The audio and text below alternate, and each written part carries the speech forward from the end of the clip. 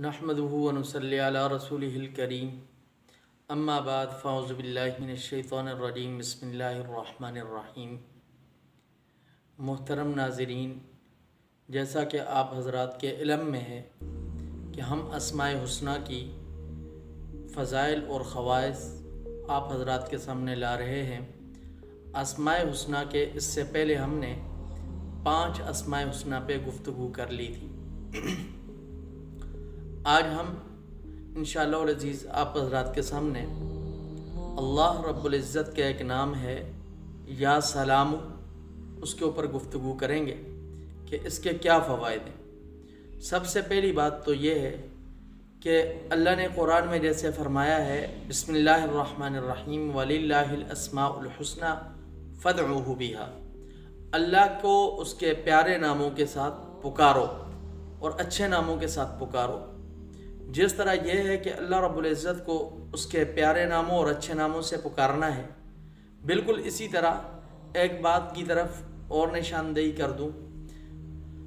एक है अल्लाह के नामों का विर्द करना और दूसरा है कि अल्लाह रब्बुल इज़्ज़त के सामने गिड़गिड़ाना, दुआएं करना और रोना।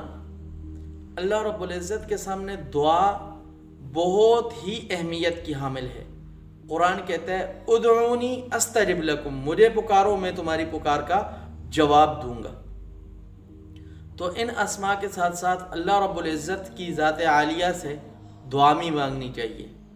आज आप हज़रात के सामने हम या सलामू के ख़वास पेश कर रहे हैं। या सलामू अल्लाह रब्बुल इज़्ज़त का एक ऐसा नाम है, जैसा आजकल बहुत सारे नौजवानों के मसाइल भी हैं कि हम कोई चीज़ याद करते हैं, हमें याद नहीं होती, भूल जाते हैं, इल्म नहीं हासिल होता।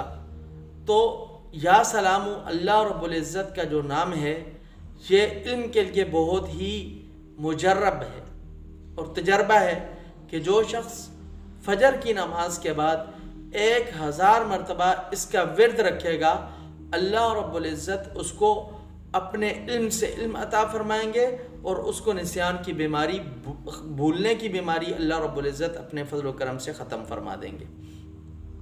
नंबर 2, अगर कोई शख्स इस इसम को 141 मरतबा या 161 मरतबा किसी मरीज़ पर दम करता है, तो ऐसा मरीज़ जो लाइलाज है या ऐसे मर्ज़ में मुब्तला है कि जिससे काफ़ी अरसे के लिए उससे निजात नहीं मिल रही, उस पर दम करना चाहिए।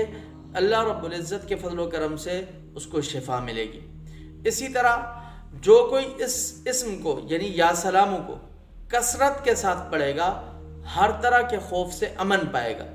लोग कहते हैं हमें अपने घरों के अंदर खौफ आता है, अकेले हैं, तन्हाई है और तरह तरह के खौफों के अंदर, दुश्मन के खौफ के अंदर मुब्तला हैं, अल्लाह रब्बुल इज़्ज़त उससे निजात अता फरमाएंगे।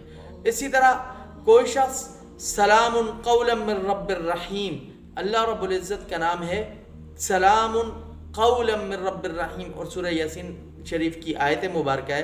इसको भी मरीज़ के सामने पढ़ेगा, इतनी बुलंद आवाज़ के साथ पढ़े कि उसको आवाज़ आए, यानी बेहोश मरीज़ भी है, उसके कानों तक आवाज़ पहुँच जाए, अल्लाह रब्बुल इज़्ज़त उस मरीज़ को शिफा अता फरमाएंगे।